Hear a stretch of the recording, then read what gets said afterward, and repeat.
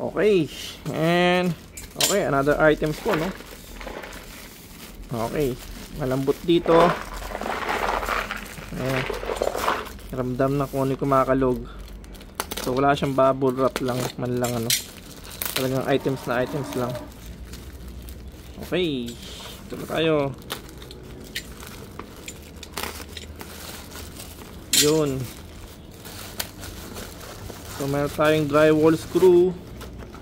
Anong size nito? 3.5 by 16. 3.5 by 16 po, drywall screw. Check nga natin. Uy, ang ganda. Actually maganda siya, maganda yung quality niya, no.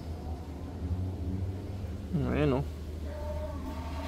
Small pero malalim siya. Kitang-kita naman, no. Ayan. So again, ang sukat nito it's 3.5 by 16. Check natin tong isa. Oops, ito naman po ay 3.5 by 20, no. So siguro 20 is yung pinaka length niya. Ayan. Mukhang goods naman siya, guys, ano. Ganda siya, no. Saka muna lang po sa pinagbili natin, ano, sakto-sakto lang. Ayan. Tapos bumili pa tayo, guys, ng ano. Ayun, yung gloves. Ayan.